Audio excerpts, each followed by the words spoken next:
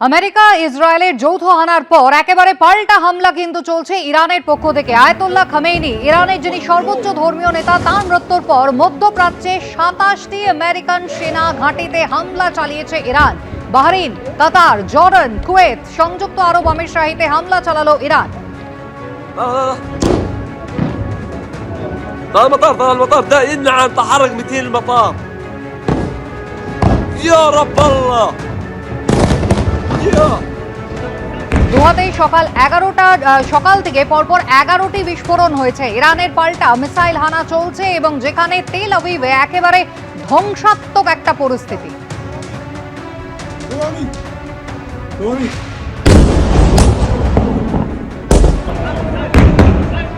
শনিবার সকালে প্রথম হামলা চালিয়েছিল মার্কিন যুক্তরাষ্ট্র এবং ইসরায়েল। একেবারে ইরানের একের পর এক জায়গা, বিশেষত স্কুলগুলো, সেখানে টার্গেট করে কিন্তু এই হামলা চালানো হয়েছিল। তাদের লক্ষ্যই ছিল আয়াতুল্লাহ খামেনি, এমনটাই কিন্তু বলা হচ্ছিল, এবং ইরানের প্রেসিডেন্ট। এবং তারপরে দেখা গেল পাল্টা দিতে শুরু করেছে ইরানও, যেখানে একের পর এক তেল আবিবের ছবি আপনারা দেখছেন, যেখানে একেবারে রীতিমতো ধ্বংসস্তূপে পরিণত হয়েছে। মিসাইল হানা যেমন চলছে, তার পাশাপাশি একেবারে পশ্চিম এশিয়া অর্থাৎ মধ্যপ্রাচ্যের যে দেশগুলো রয়েছে, যেখানে বেছে বেছে মার্কিন সেনা ঘাঁটিগুলো, সেগুলোকেই কিন্তু টার্গেট করছে ইরান।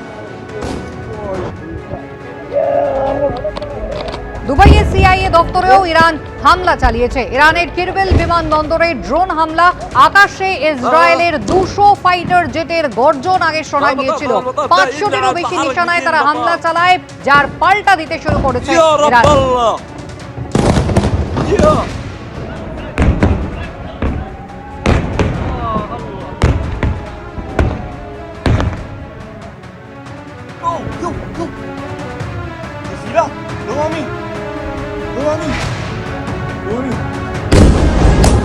আলোচনা করব আমাদের সঙ্গে এই মুহূর্তে সরাসরি ব্রিগেডিয়ার দেবাশিস দাস রয়েছেন। ব্রিগেডিয়ার দাস, আপনার কাছে যেটা জানতে চাইবো, যে কিছুক্ষণ আগেই দেখছিলাম আপডেট, ইরানের পক্ষ থেকে বলা হচ্ছে আর মাত্র কিছুক্ষণের অপেক্ষা, তারপরে নাকি একটা ভয়াবহ কেমিক্যাল লড়াইয়ের দিকে তারা এগোতে চলেছে।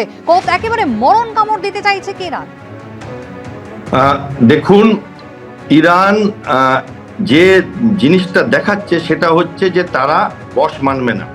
আয়াতুল্লাহ খামেনি মারা গেছেন, কিন্তু অলরেডি তারা শোনা যাচ্ছে যে তার ছেলেকে নেক্সট খামেনির জায়গায় বসাতে চাইছেন সুপ্রিম কমান্ডার হিসাবে। আইআরজিসির কমান্ডার মারা গেছে, দেখা যাচ্ছে যে সেখানেও একজন ব্রিগেডিয়ারকে তারা অলরেডি নমিনেট করে দিয়েছে। এবং আজকে সকালে এত কিছু হবার পরেও তাদের দেখা গেল যে তারা আবার বিশেষ করে ইউএইতে, ইউনাইটেড আরব এমিরেটসকে আর দোহাকে কাতারকে তারা টার্গেট করছে, এবং সিভিলিয়ান টার্গেট, যেমন বুর্জ আল খালিফা, পৃথিবীর একমাত্র 7 স্টার হোটেল, যেমন দুবাই এয়ারপোর্ট, পৃথিবীর সবচেয়ে ব্যস্ততম এয়ারপোর্ট, এবং যেমন কিছু সিভিলিয়ান এরিয়া তাদের অ্যাটাক করছে, এবং সেখানে তাদের মতিগতি ঠিক থাকছে না। এবার আপনি যে প্রশ্নটা করলেন যে তারা কেমিক্যাল ওয়েপেনের থ্রেট দিয়েছে, এটা আমি জানতাম না, বাট এটা যদি করে তো তারা তো ধ্বংসের দিকে যাচ্ছে। কারণ কেমিক্যাল ওয়েপেন যদি কেউ ব্যবহার করে, তাহলে পৃথিবীর মোটামুটি ভারতবর্ষ সহিত যে কোনো দেশ যারা নিউক্লিয়ার পাওয়ার, তাদের কাছে পারমিশন আছে তাহলে সেই দেশের বিরুদ্ধে অ্যাকশন নেওয়ার জন্য। তাহলে তখন তো তারা আরো বড় ধ্বংসের মুখে তাদেরকে আসতে হবে। সেইটা এখন অবধি বোঝা যাচ্ছে না যে এরা ফাঁকা আওয়াজ দিচ্ছে না কিছুটা শক্তি অবশিষ্ট আছে।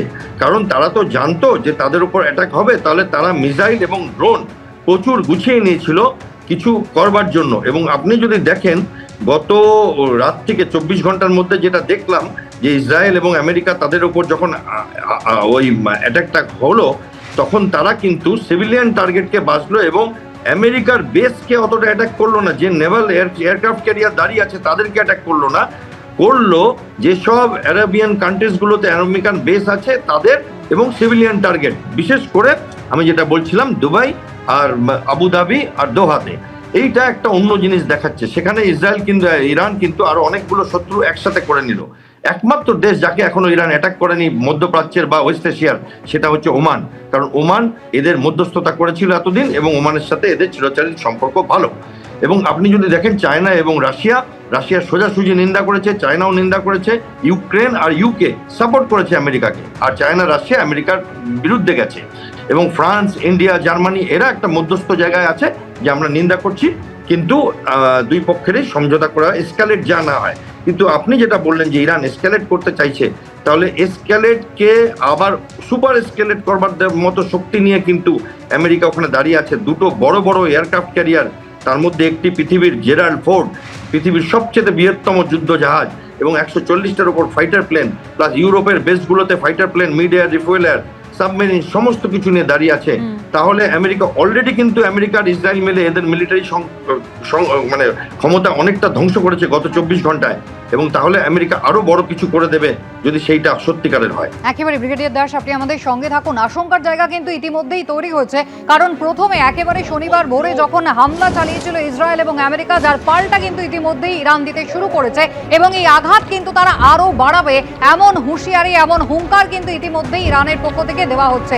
আর আশঙ্কার জায়গা তৈরি হচ্ছে কারণ গোটা বিশ্ব জুড়ে অপরিশোধিত তেলের দাম ক্রমাগত বাড়ছে। ব্যারেল প্রতি অপরিশোধিত তেলের দাম হলো $70। হরমুজ প্রণালীতে তৈলবাহী জাহাজের নিরাপত্তা নিয়ে সংশয় থাকলে তেল আরো মহার্ঘ হবে, এমনটাই আশঙ্কা করছেন বিশেষজ্ঞরা। এবিপি আনন্দ, এগিয়ে থাকে, এগিয়ে রাখে।